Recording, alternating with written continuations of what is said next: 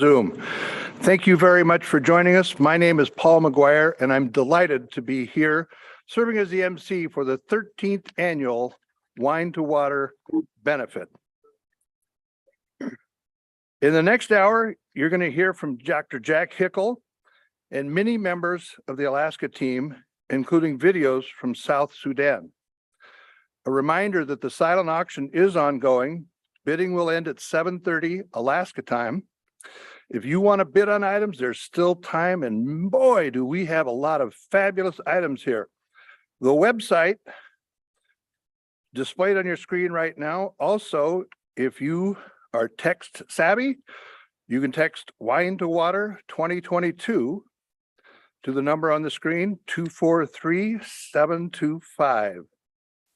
That'll get you right to the link. And as always, if you have any problems, let us know, raise your hand. Call Todd Hardesty, he fixes everything. You know, an event like this and the whole South Sudan project is not possible without the help of some very generous sponsors. Sponsors for this evening's event, the Hotel Captain Cook, Major Marine Tours, Partouche Plumbing and Heating, the Boutte Company, Young's Market Company, Jermaine Dunnigan and Owens, PC. Now, you've probably been to events before where people have mentioned the sponsors' names and everybody kind of glazes their eyes over. I'd like you to take a look at those and remember those people. They make this event possible. So whenever you need business at that time, think of these people. Now, how about a warm welcome from South Sudan? I'll show you how it's done, but you got to join me. We're going to rub our hands together just like this. Let's see how they do it in old fashioned. Okay.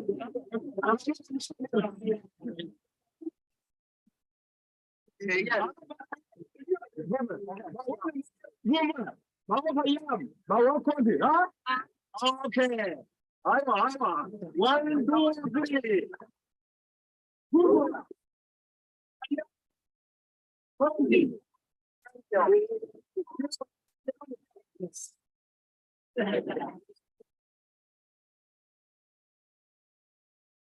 And now, ladies and gentlemen, it is my great pleasure to introduce Dr. Jack Hickel.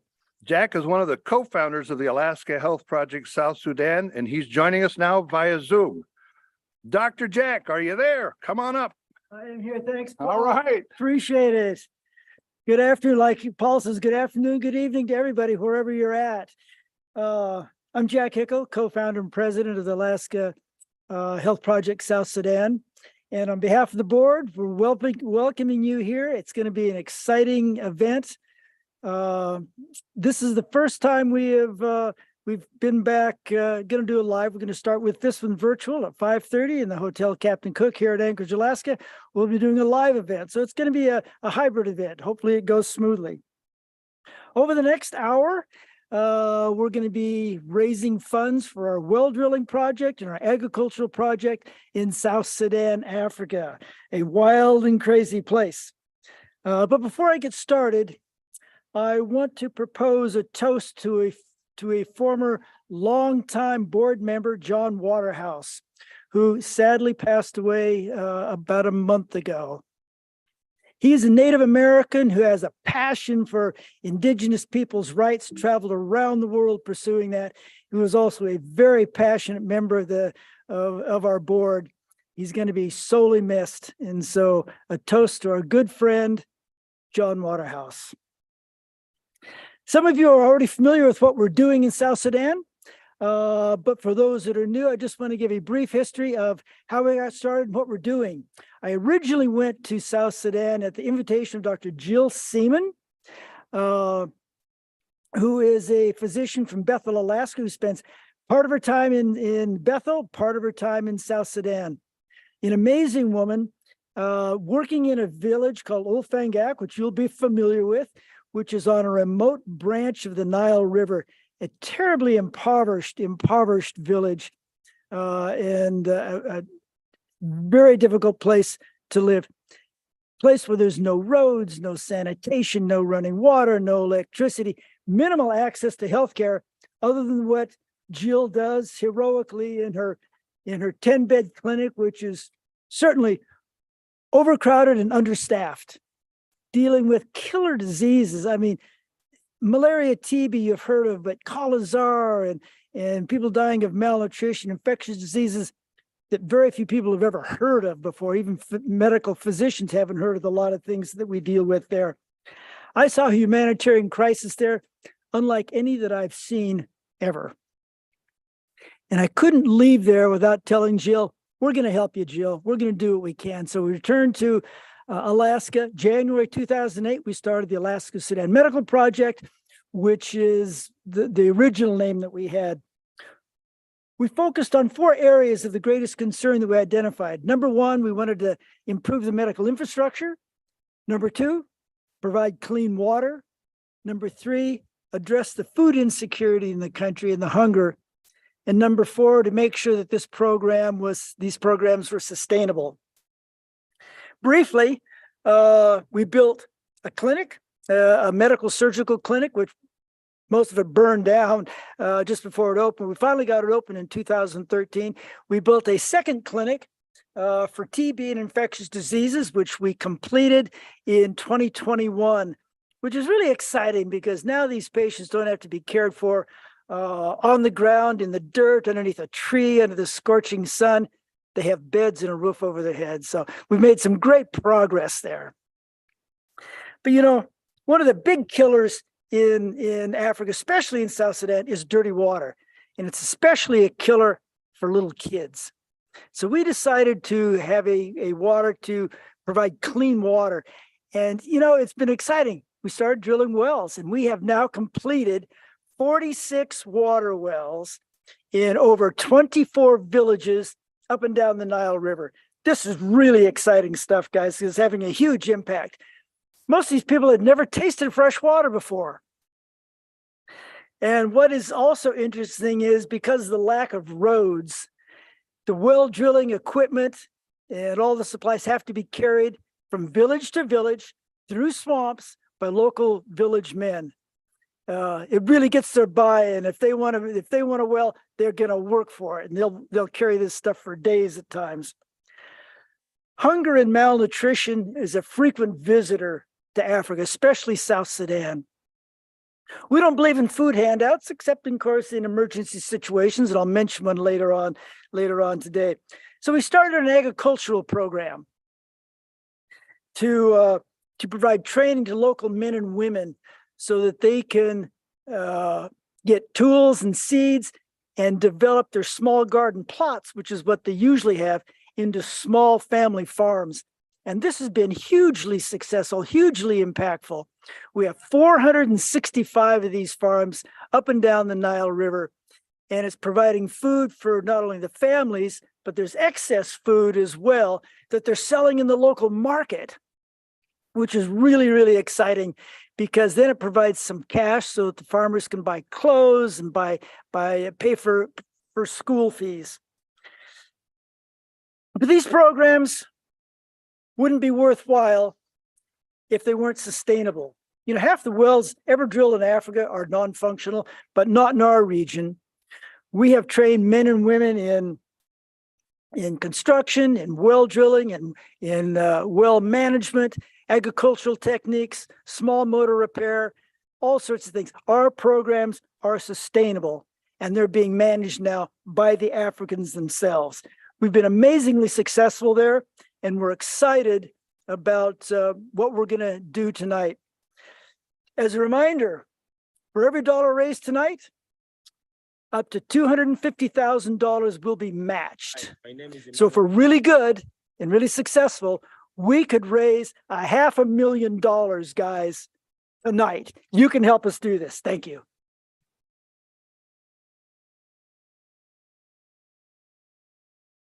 Thank you very much, Dr. Jack Hickel. Listening to your remarks, and I've heard you speak before about this project, and I'm humbled, amazed, and inspired.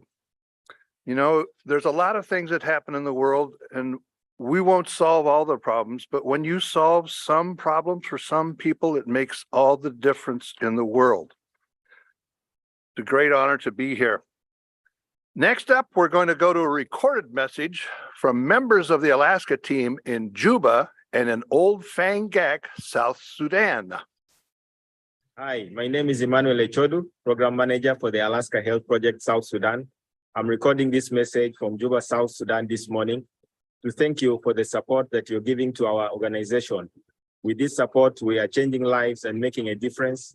And on behalf of the Alaska team and our beneficiaries, both direct and indirect, we thank you with lots of love from South Sudan. Bye. Good evening, Alaska, and everyone around the world tuning in to Wine to Water. It's morning here in Old Fangak, South Sudan. We are in the Alaska Work Compound Field Office, preparing for the day. You see with me Tayak Wang, our agriculture coordinator, Pei Tai Health Outreach as well, Lam James Garang, our office administrator, and of course, Patrick Amanda, you know well, as our borehole supervisor.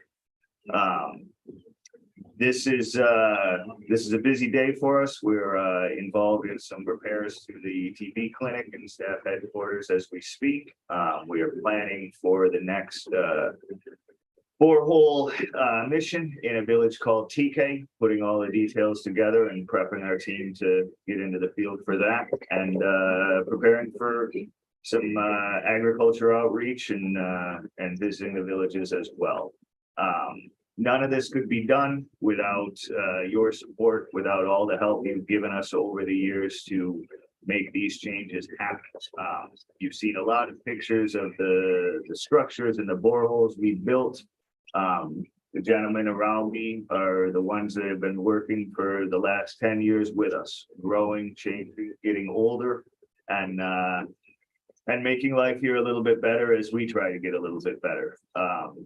Thanks again. We're going to get to work here. We want to wish everybody well there, and have a great night.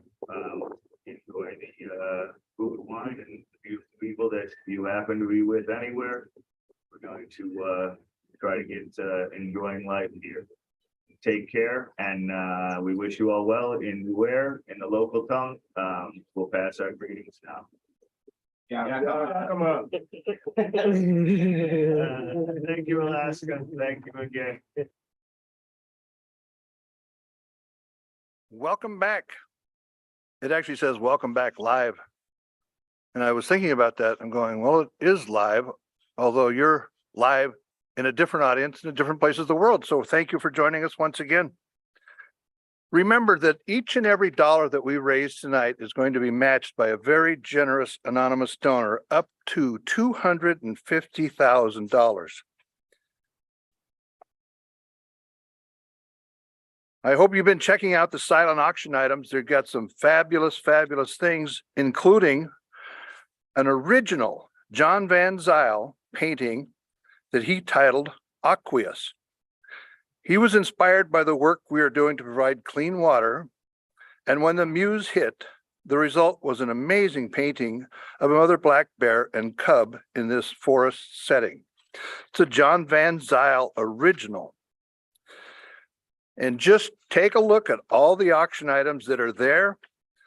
There are lots of fabulous things. There's some great artwork, some wonderful bottles of wine, outdoor clothing. Make sure you go through each section and take a look. And remember, you're not looking for a bargain. You're looking to help us raise money for an incredibly good cause. And our sponsors, once again, the Hotel Captain Cook, Major Marine Tours, Partouche Plumbing and Heating, the Boutte Company, Young's Market Company, Jermaine Dunnigan and Owens, PC. Thank you very much, each and every one of you. So we are here tonight because of the need for clean drinking water in South Sudan. I'm willing to bet that most of the Zoom audience doesn't think much about clean water, because I used to not think much about clean water until I was introduced to these people, and they demonstrated to me that there's places in the world where clean water is not just something you take for granted. As a matter of fact, here in the Western world, we have so many choices that a lot of us don't drink water from a tap. We drink bottled water. That is a kind of choice that these people don't have. And when you think about water, when you think about the health benefits of clean water, basic living, you know the problems with dirty water and how it can affect children. That's what Dr. Jack and Dr. Jill saw when we were down there. And so they said, how can we fix this? And you heard him speak about the fact that these are not one and done. They've taught the people down there how to maintain, how to build, how to put this stuff together. They are definitely in this for the long haul. And we're going to show a little video here. And this was in South Sudan. And what you're going to see is a spontaneous celebration after we completed a new well. We did not tell these people to dance. They danced because they were so excited to have clean water. Think about that.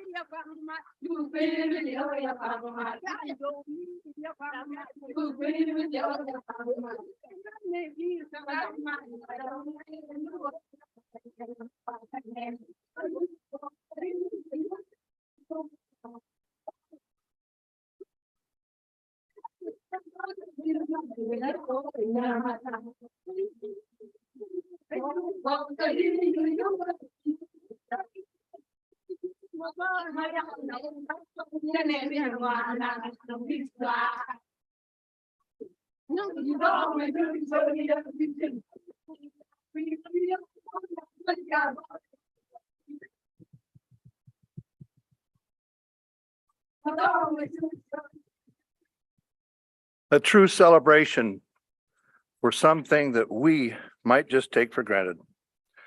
Joining us now is another board member of the Alaska Health Project South Sudan, David Fenn. Now, David is part of a team heading in the next few hours to Old Fang Gak, so I guess we got a couple of questions like, David, did you get all your stuff packed and are you ready to go? Please welcome David Fenn. Hello. As far as packing goes, I'm pretty much packed. I'm always throwing my gear together before I ever take off on a trip. So I'm pretty close. My flight leaves tonight. Really excited to head back. I've been with the Alaska Health Project South Sudan since pretty much it started back in 2008. And at that time, I was really interested in headed over, which I did in 2009. And I have not been back to the village since then. So my mental model of what it looks like there is really locked in at 2009. And I'm very curious to see live what it looks like. I know I've seen pictures and I know when I was there, there were 0 wells. Now we put in over 44 wells. So that's pretty amazing to hear and to see the progress via pictures and so forth. But I'm really excited to go back and see it live. And also to help really take a look at some of the impacts that we've had and to travel around and to meet the workers and to see the people and to kind of connect with everybody again. So I'm really excited to head over, and that's about it. If anybody has any questions, go ahead and ask. Okay, I can't hear anything, so I guess I'm good. Thanks so much. Take care, everybody. Thank you for your support. Thanks.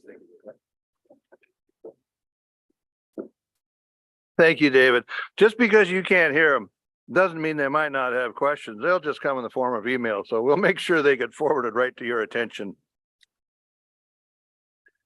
Clean water changes lives. Let's keep on bidding and do what we can to help raise money for more wells. One of the key volunteers and board members who is guiding the water well drilling program is Rob Crotty. Rob has already left for Old Fang Gak, but he recorded a video for this Zoom session. Rob and his family are raising money specifically for a water well in a village called TK to honor a family friend who tragically passed away earlier this year, Kelly Joe Galloway. That's a nice testimonial. Here's Rob's message and his request. Well, hi, this is Rob Crotty. I'm the Water Program Director for Alaska Health Project South Sudan. I'm on my way to the village right now, but I wanted to drop off this note for the Zoom fundraiser. It is in honor of Kelly Joe Galloway, who's a friend of ours that passed away tragically last spring. We want to install this in the village of Tyke for her so that she becomes part of our family. Along those lines, we would like to get your help to help fund this program. So please open your wallets and your Venmos and get after it and drop some cash on us. Catch you later. Thank you, Rob. That's an inspiring message and really, really a nice thing you are doing. So keep on bidding. Silent auctions will be open until 7:30. It takes an entire team. Now joining us via Zoom is another advisory member of the Alaska Health Project South Sudan, Pastor Albino Kong. Albino, I think it is, excuse me. Albino, can you share with us what news of the situation you hear from South Sudan?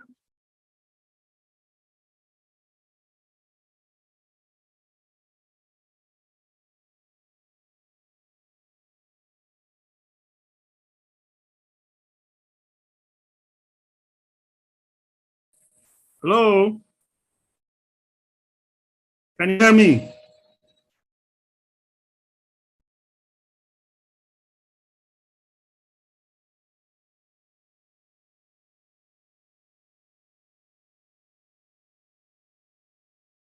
Hello?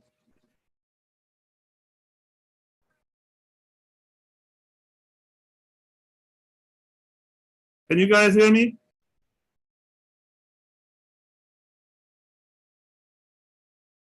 Yes, we can hear you. Okay. All right, thank you. Yeah, my name is Albino Kong. I am a board member of Alaska South Sudan Medical Project here in Anchorage, Alaska.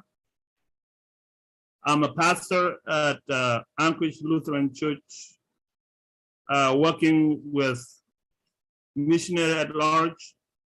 I'm working with the Sudanese Christian here who are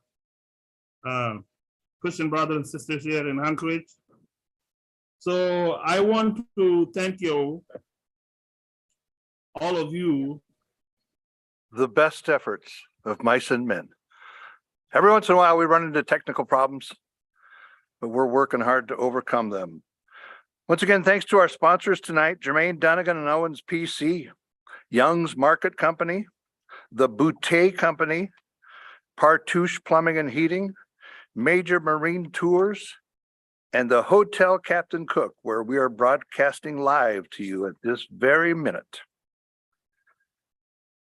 We have many individuals and companies who have supported our project by providing a full donation of $15,000 to complete one water well.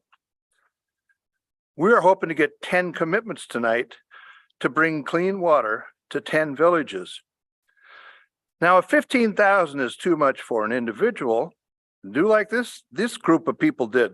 The Hardesty, Glodell, and Bolay families have joined together and they have pledged $15,000 to bring clean water to one of the villages. That's all it takes. It takes people that care and people that are willing to support the organization. So there's lots of opportunities, lots of ways to do it. You might not have the contacts right now when you're sitting, wherever you're sitting, watching us on Zoom, but I'll bet you know a whole lot of people outside of our group. Share the news with them. Get them to buy in. It's an easy sell because it's a great project. And of course, lead by example. The Hotel Captain Cook, one of our gracious sponsors, has stepped forward and provided a well, bringing clean water to a village. It really is life-changing. So we are going to attempt to join us now live. It's another AHPSS board member, Rob Coolin. Rob and Dr. Hickel were in Old Fangak a couple of years ago and did a walkabout. Now, this is not to be confused with the Australian walkabout, but I think it's very similar. They walk about and they visit new villages, places that did not have any clean water. Watch this miracle, ladies and gentlemen. Rob, can you share what you learned and why you're heading back this week? Watch him walk right up behind me. All right, so I'm going to share some pictures and a video here with you. Basically try to take you there everywhere from where it started to trying to look for new wells. You can go ahead and hit play. So this is actually the clinic. When Jack talked earlier about it starting with Dr. Jill's clinic, this is the clinic where it all began. It's just these old kind of rundown British buildings where you're seeing some of the worst diseases in the world that you could ever imagine. Everything from TB to HIV to even your small, cuts and whatnot that get infected. So Jill stays really busy there, but it's hard to ever get healthy if you can't take care of some of the foundational pieces of life, just like clean water and agriculture. And that's where kind of our adventure comes in here with the Alaska Health Program, South Sudan. So I'm going to try to take you a little bit more and show you what that's all about. So there's different members of the team. DK, who's joining us at some point tonight from South Sudan. He's been a core member. And we're all trying to do our little piece to try to improve people's lives and work with Jill and out on the own. And when you talk about the water wells that we've made, they really become kind of the core center of that area of the community. And this one, our original well, is right there in the center of Old Fangak, surrounded by the soccer fields. And every single day, you'll see tons of people at a non-stop cadence, pumping away for new fresh water. There's other pumps all over town, something like 20 in the area right now. And they really are the lifeblood of the community, supporting and really improving people's lives, including the children who are often carrying the jerry cans of water back to their homes. But they're lucky to have fresh water there, and not everyone in the community is that lucky. So sometimes there's a lot of people out there that have to walk 40 minutes a day to the swamp just to get water, or if they're lucky, they might get to a fresh water and carry it on top of their heads to get back to home. And so what we try to do is to find where the next community is at. We take off in boats, we go by foot, and we go all over the surrounding area around Old Fangak, trying to find where next is the village that's in the most amount of need. And I'm going to try to share a little bit what that looks like along the way here, traveling up the river, finding the fishermen and the small children in their dugouts along the way, and trying to sometimes get through some pretty rough terrain full of lily pads, clogging your motors, going up to sometimes knee or even up to chest deep as you're waiting, trying to carry materials and get to different places for these villages. And everywhere we go, eventually we have to carry all the pieces that go into the well. So all the casing, the piping, the concrete, the gravel, everything gets carried by our team and mostly by the community, though, the community that needs that well. And this is a little bit about what those communities look like. They're sparse, they're spread out, they're rough, they're rustic. It is a hard life in this area, and having fresh water can make a huge difference in that regard. These people are hardy too, not just Jack, who you see there with his pack, but really all these guys walking around all over the place. And sometimes you go somewhere really special. And this was one village in particular where we were told that we were the first outsiders ever to visit the village. Imagine that. This was 2020. And to be the first people ever to, visit that village from outside. Had they seen outsiders before? Of course, they've all walked to the neighboring villages, but no one had been there. No one except for us, hopefully, had to one day bring them a well. And we're there with the local chiefs and this old gentleman who's just baffled by the fact that we're there in his small town, trying to bring them water, and hopefully not just water in the long run, but also food and agriculture, which is a really big part of sustaining health in the region. And you can see these thatched roofs, these mud houses. It's not an easy life there. There's the cows that really they kind of live by. It's almost the currency of the region. And all the chiefs, you see those guys with the stick. Every single one of those guys is a chief of some village or some region in the area, all caring about water and wanting to have us come visit. You go through some remarkable terrain, walking through these tiny mud huts, some of them falling down, but people living in them. Maybe one of the funniest things though is the biggest huts, like that one there, are actually for the livestock. That's to protect them from the any predators nearby, or even just keep them healthy on a night.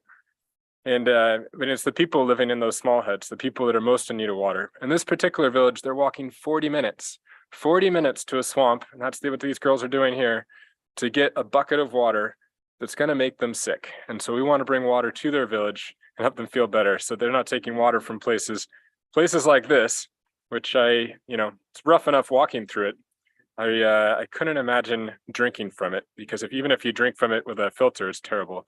Sometimes you encounter some interesting things along the way. That it is a conflict region in the past. There's still some tensions now and again, but really it's all about the future. And I think the children like you're seeing here, so hopefully they have a well and something better than that schoolhouse you see in the background to go forward. You also, we've been pretty lucky to form some amazing adventures doing this together. Tromping through the muck as you see there. You keep your eye out for snakes, and you get schistosomiasis when you're leaving, but you can treat that. But it's a pretty amazing time.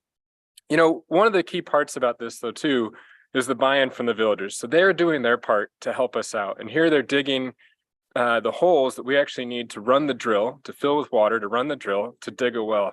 And they work their butts off, digging in that super, super hard ground, being part of this project to make that well a reality. It means so much to these villages. It really, it's absolutely phenomenal. And digging these holes is going to take an entire half a day. They're not that big of holes, but an entire half a day for this whole group of guys, because that's how hard the digging is in this region. But once you get going, you actually get drill the well, and you can see the well set up there as it pumps water from that we pulled out of the swamp and pumped all the way to this location, hundreds and hundreds of yards away, where we're using that to actually drill down and run the drill, so we can get down, only maybe 50 meters to get fresh water. And this is actually the first really remote well that we ever did out in a village called Doriak. And it was about a 50-meter well. We actually broke a drill, had to go back, but it just absolutely changed that region. But we don't just want to hit Doriak, we want to go all over the place. And we've started putting wells in other small villages near Old Fangak. But even to go there, it's a challenge, because not only you have a physical challenge, but you don't even have maps to go by. And so we end up going out and literally mapping the region, sometimes finding runways that some people know about from, say the Red Cross or so, but often aren't really known in conditions. We'll try to bring in the pilots, and it's a really amazing adventure. But the other piece about this region is a huge famine zone. And so you can see here all the aid brought in from USAID and the UN to support and bring in grain to the region. But food is a serious struggle, and everyone does their part in order to feed their family, including these young girls carrying 40+ pound bags of grain on their heads for miles and miles back to their home. And so what we want to do is try to get more local food to help people. Especially right now with the conflict in Ukraine, grain not getting to the region, with the conflict even on the river in South Sudan, it's really hard to get a lot of that extra sustenance that they're used to. And so we're, and I don't know if I'm talking over myself here in the video, but if not, I'll tell you, this is a farm that we're at in South Sudan, and we have everything from, mangoes to onions to, I think, even potatoes, sugarcane, all types of things that grow in that region to help bring actual nutrition straight there. And this is Gatlock, one of our great guys who's given a demo of the farm. And you see Patrick, one of our drillers, in the background helping get it all watered. But some of the fun stuff to see is, what are they actually growing? So this young kid's going to bring us some sugarcane, which you can actually just scrape off and eat, just not right in your mouth. I might even show you that later. But this food will not only feed this family, it'll help them also potentially bring some food to the market and just have a better lifestyle. So welcome to the farms of South Sudan. The kids here also, they love to fish, just like Alaskan kids. So if you kind of think about, some commonalities around the world, and we're trying to help them, of course, add a little extra to that fish with some other pieces. The fishermen, though, they might not have the same boats that we have. They're probably just trying to keep their dugout above water. And this year this is probably more of what we're looking like this year. And we're going looking for villages due to flooding in the region and the other regions we're going to. So we'll be going out in canoes, hopefully with a little more draft than this one, to find new locations for wells. And maybe just for you Alaskans out there, this is your smoked salmon of the region. It's a little brutal. It kind of scares me, or smoked fish, if you will, but they do make an art form of it, the braids. And here's that sugar cane. You really just have to scrape off the end, get some amazing sustenance from it, and just chomp away at it as they like to do locally. It's a little much if you're not used to it. But the children in the background, I mean, that's what it's all about. It's helping them have a better future and a better life. Some of the people in this region that are the hardest working, or I'd say I wouldn't even say some of the hardest people in the region, hardest working people are the women. And one of the things I'm most proud of what we do with these farm projects is actually help them grow farms independently, especially with how many are widows. So out of, I think it's about 400 farms that we have at this point that we've helped out over the years, it's nearly half of them, nearly 200 are actually women owned. And here's some of the farms that they've built. They've built those fences to protect from the goats. They keep the farms going, and it just is a life changer for independence and everything else. And when I say hardworking, I mean, you wouldn't believe it. You look up at one of these thatched roofs that they're making, and here you might see where they've stripped out all the twine from food bags to tie that thing together. But sometimes they're literally weaving every single piece of that string by hand from local grasses. So these hardworking individuals, we really want to try to help them have a better life, be healthier, improve their family situation. And the impact that you're having and helping the program really goes a long ways to improving the future of gals like this. Some other parts of the organization that are really special aren't just the food program, but also, of course, the interactions you get. And Jill does her part to put in her hard work as well, learning from the locals on how to carry things, of course, on your head. But everyone chips in, and I think that's a big part of these communities and about our well projects. It really, every little person there, all those children will help make that fence. The women working hard on our farm, everyone chips in to make a difference for their families, for their communities, and to make the most out of all that you've done. And what you end up with is smiling kids like this, because they have produce they wouldn't have otherwise. I mean, those carrots are absolutely amazing. They're incredibly tasty and super nutritious, which is exactly what they need to have a chance for the future. And these are some of the kids that we'd see in the regions that we haven't made it to yet. These are the ones where we're hoping to make a big difference with your help and just improve the lives and the opportunity that they might have. One other key part of the program, though, that we don't necessarily talk enough about sometimes is the training aspect. So we have an amazing team of local individuals, and what we've managed to do over the years, again with your help, is to help train them in skill sets that also transform the community. Here they're building the TB clinic for Jill. They're actually learned stick welding, so they can actually build some of the structure, working as extra laborers for the contract company that we had initially bring that structure in. So they're coming here, and this structure, this is something built by Alaska Health Program South Sudan for Jill's clinic, and it is absolutely changing the lives of so many people. There's all these people with TB that would not have the opportunity to be treated otherwise, and they're being treated now in this clinic. It's absolutely life-changing, and to be able to have our guys be a part of that, be trained, professional help, bringing skills to the village that they wouldn't have otherwise, it's something that we're really proud about and feels incredibly special. Sliding that wall into place. There you go. You should see the clinic now. I forgot to share a picture with you at the end of this. We're just going to pause and let them finish that wall for a second. Yeah, I mean, these are hardworking guys that are really enabling the community. They're also proud.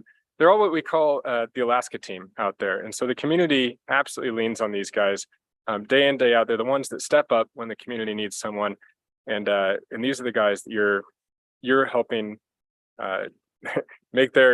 give them the opportunity to make that impact on their village. And let's see. Oh, it's trying to jump one slide ahead here. it looks like this video right along. The other cool part about this village, and don't worry, that's just a prosthetic, but the other impacts that it has on people's lives. So sometimes people come in because they know they can trust Alaska Team and they just need some help. In this case, a young kid came in with a prosthetic leg that was absolutely falling apart. And, the team members step up. We try to do what we can to even do things maybe outside the normal wheelhouse here at our workshop. And that impact, again, that's something that we can't even advertise, that we can't even, ask for on a daily basis, but that's the impact you're having. We partner with other organizations to make an impact, in this case, helping with cataracts in the region, and just continuing to bring an improvement of life into the community. So all I have to say is thank you so much for all your support. These children appreciate it. We appreciate it. And thank you for everything you do for Alaska Health Program South Sudan.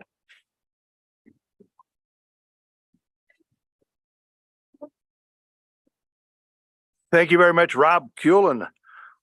So I, of course, was teasing just a little bit when I said we're going to check and see if our technology works, because I knew Rob was in the house, and so I was pretty sure that it would work. But the executive director was getting very nervous about where I was going with that, though, but I'm getting used to that. So once again, thanks to our sponsors, the Hotel Captain Cook, Major Marine Tours, Partouche Plumbing and Heating, the Boutte Company, Young's Market Company, Jermaine Dunnigan and Owens, PC. We can only do the good work that we do with volunteers and donors. Today, we're asking you to consider donating for one borehole, $15,000. Now, I'm going to add another sentence to the script and says, after you've considered it, we'd like you to do it.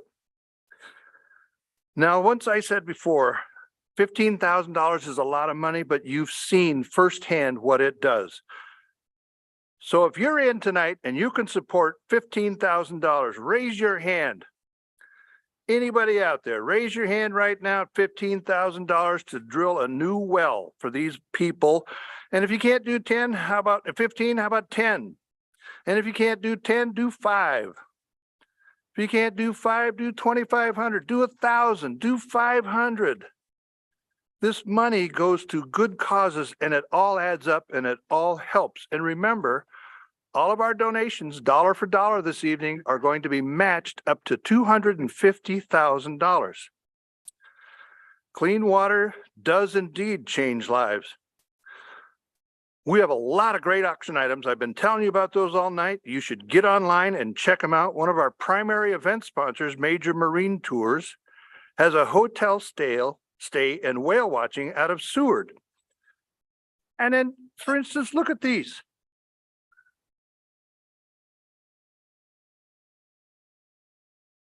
Now, you might say to yourself, those are interesting. I wonder what they are. I'm glad you did, because I have the answer. This particular item is a spoon, soup spoon, ladle, whatever you want to be. Think about that again. Even basic utensils are hard to come by. I love people that are resourceful. The story I heard about this was made by a resident of Old Fang Gak, and apparently his name is One-Legged Joe. So he goes out and sources aluminum wherever he can find it, and apparently someplace close to their village was a former Soviet fighter that went down for some reason. So he's been out there stripping all the aluminum off this. He brings it back to his village, melts it, puts it in a mold, and makes spoons. I was so impressed with this the last time I was here that I bought one of these. And every time I use it, which is often, I tell the story that goes along with it. This, not a blanket, it's not a hat, it's a food cover. Why do they need a food cover? Because there's lots of insects in South Sudan. It helps keep flies away, things like that. Beautiful thing to have, commemorative, useful. And when somebody comes to your house, they'll say, what is that? And you'll say, oh, do I have a story for you? This event really is going by. Don't forget, bidding will end at 7:30 tonight. And if you are the lucky recipient of a silent auction item and are not at the Hotel Captain Cook, pick up your item, we will contact you. And the we in this case is euphemistic because it's actually Todd. Todd, our fearless executive director, leaves for Old Fangak in 3 days. So he promises to do his best, or as we all know, it's always easier to ask forgiveness than it is permission. Ladies and gentlemen, it's my honor again to introduce, as soon as he's done talking, Dr. Jack Hickel. Thank you, Paul. Thanks again. Those were great words. It was a great PowerPoint that Rob put on, and hearing from David. I want to change the subject a little bit and talk about two events that have really impacted us in South Sudan over the years. One was the Civil War, which broke out in 2013 between a couple of the major tribal groups. This plunged the country, this is our third civil war, by the way, plunged the country into absolute chaos. There were 2.3 million people that fled the country to safety in surrounding countries. 2.2 million people were internally displaced in South Sudan, so they essentially became refugees in their own country. 400,000 people died. Half of those died in the war. The other half died of starvation and killer diseases. South Sudan became the most failed state on the planet during that war. It remains today the most failed state, or right close to it, second or third from the bottom. Our competitors are Somalia and Yemen. Yeah, tough competition. But it's a challenging place to work, but there's a lot of opportunity for us there. The Civil War brought, like I say, a huge refugee crisis. In our village region of 5,000 people, 50,000 refugees poured into that village over the ensuing couple of years of that war. Why did they come? Well, they thought that Old Fangak, being so remotely located just on the river system and no roads, that the war wouldn't reach that village. And they were right. It didn't. Came close, but the war never actually got there. But they also came, I think, because they knew there was a clinic there. I think they came because they knew there was fresh water, many of which have never had fresh water before. And I think they came because there was food in the market. And many of them have come and stayed because of what we have helped put together in that village. The war ends 2018, 2019, and then flooding. The worst flooding in South Sudan's history started in 2019, and those floodwaters in many of the areas that we're living in now have never receded in those 3 or 4 years. It's been tragic. It's left people with their homes destroyed, their crops destroyed, their livestock dead. It's made some of the poorest people in Africa, where we have been working, even poorer. 2/3 of the population of South Sudan is in urgent need of humanitarian aid. That's over 8 million people, folks. That's a lot of people. And the worst place in the country, the UN has found that it's the Fangak County, which is the worst place in the country, in this country that's the most failed state. The war technically ended in 2018, 2019, but there's always been kind of sporadic fighting between the various militias flaring up in various regions of the country. Unfortunately, it was probably 6 months ago, there were a couple of militia groups that started fighting one another, which closed the Nile River on which we're located, both north of us and south of us. So all traffic on the river stopped, which had a huge impact on what we've been able to do in terms of getting some of our heavier equipment and supplies into the village, especially our well drilling equipment.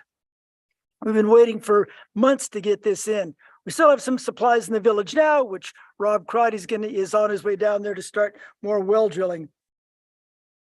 But it's been really, really difficult to help us to move forward. But what I want to do is tell you a little bit of the impact that the closure of the rivers had, not just on our work, but on Jill's work. And I just want to quote from a couple of emails that she sent over the past month or two. This is Jill communicating with the United Nations World Food Program. Email of October 4th. And this is her. However, and this is writing to the WFP. However, we are very, very, very concerned. What happened to August and September food? Our people have not had cereal for almost 2 months. We are really, really, really need this food. That's all in capital letters. People are so food insecure and so skinny. I cannot get cereal in because the way is blocked at Malakal. November 9th, she sent another email, again, to the WFP. I quote, "We are presently desperate. We missed the food for nearly 5 months. I know the river is closed, but our ball field is open. Our soccer field is open for helicopters. Please send the food now. I am sure you think I'm dreaming. I am. I know it's prohibitively expensive to use a helicopter, but what do you want me to do? Our people are starving. What are they supposed to eat? There are no more lily pads in the river. During times of hunger and famine, they eat the lily pads off the river. And when those go away, then they eat the leaves off the trees. And I've seen this over the years. It absolutely is heartbreaking. She says, there are no more lily pods in the river. The fish are gone. The WFP is supposed to supply us with food. But what are we going to do? In our hospital the other day, I had a lovely child, treated the malaria and the chronic diarrhea. I tried to talk the mom into further treating her child, but she said, the little one was only bones now and will most certainly die. She said, I needed to go home to find food for the kids left at home so that they did not die. Jill says, I have bought all the food I can and there's nothing left. I bought all the fish, but the fish are gone. We have no lily pods here. What do you want me to do? The response from the WFP, November 9th, answered her and said, thank you, Jill, for updating us on the desperate situation in Fangak. The conflict along the river has completely complicated and constrained our logistics capacity to deliver in Fangak. I am looping this email to the access team to kickstart the discussion on reopening the Fangak River route, as we're equally constrained in air operations. But what happened? Jill's persistence paid off. There was a helicopter that came in 2 or 3 days ago, and there's supposed to be a picture of that. I guess that's showing there, the WFP helicopter.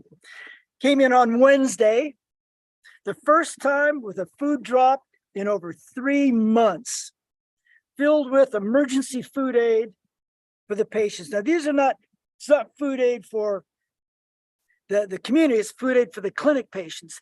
The World Food Program is obligated to provide food for all the inpatients, but they haven't been able to because the river's been closed. So this was a great day. And this just happened a couple of days ago. Kind of took us all by surprise when that helicopter came in. And that's Jill and DK and some of the others celebrating that great day. That hasn't really helped our problem with the lack of getting our supplies into the village. We made a deal with the UNWFP and got all our heavy supplies of well drilling equipment on the boat, which has been stuck in the town of Bor, unable to move because of the fighting.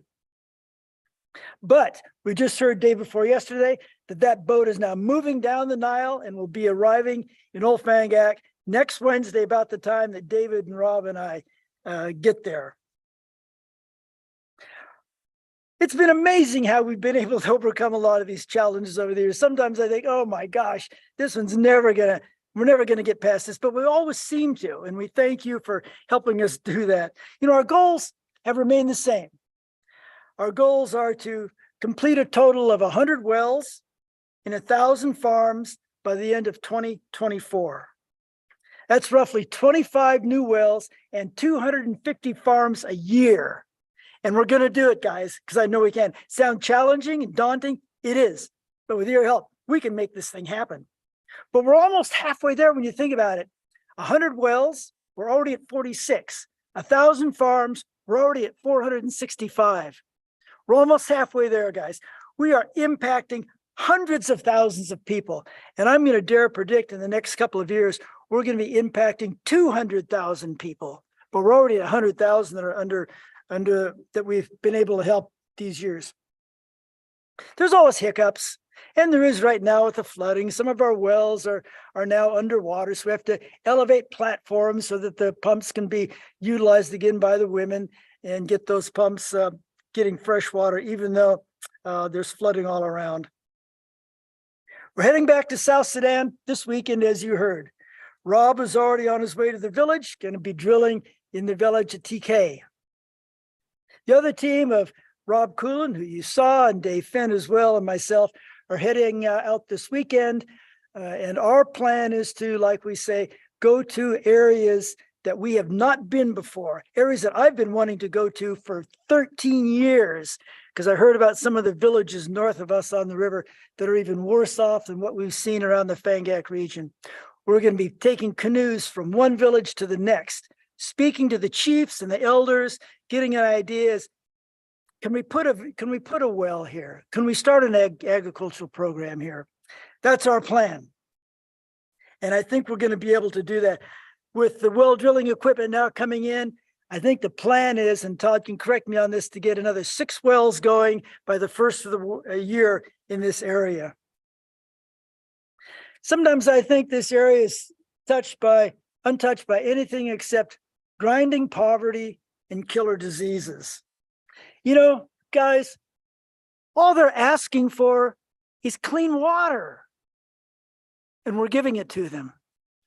All they're asking for is food, and we're going to help their farms grow even more of that.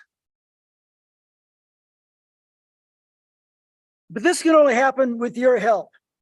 Like I say, we're already impacting over 100,000 people. You know, we went there 14 years ago, and we never left, despite the Civil War, despite the flooding, despite all our hardships. No, we're going to stay. Why? Because we are going where other people won't go. We are doing what other people will not do. It's too tough. And your donations are absolutely necessary for helping us to move forward with this, what is your project. I can honestly say you are helping to save some of the lives of some of the poorest, most desperate people on the planet. And I can say that with a lot of experience because I lived in Africa for 16 years. But we can help these people, you know, and I realized early on in this project that I am privileged. We are privileged to work in this area. And I think we're privileged to have you working with us there. We're not going to forget these people. Share your blessings with them tonight. Let's reach that 250,000 and get $500,000 going. Help us make these miracles continue to happen. Thank you. Thank you.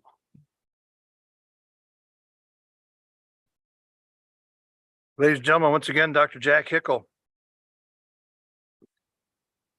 Somebody that talks the talk and walks the walk. He's been there, he's done it, he's doing it.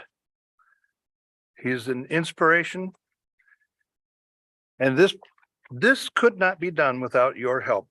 So once again, we are very, very grateful for all your support.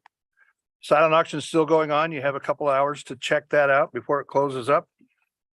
And before we leave, remember, if you have any problems getting on to bid, let us know. You can always go to the home website, www.hpss.org. Follow the link. Text wine to water 2022 to 243725. Wow, I'm impressed. I got it right. It's on the screen. I always like it when it works out like that. Ladies and gentlemen, thank you so much from the bottom of my heart for your generous donations. Already made, yet to come. Thank you, thank you, thank you. Thank you all for attending tonight via Zoom and truly saving the best for the last. We leave you with an old man in Fangak, blind since birth, who made his own musical instrument and will sing as we close. For Anchorage, Alaska and the Hotel Captain Cook, this is Paul McGuire remembering, ladies and gentlemen, always be good to the ones you love. Good night, everybody. Thank you.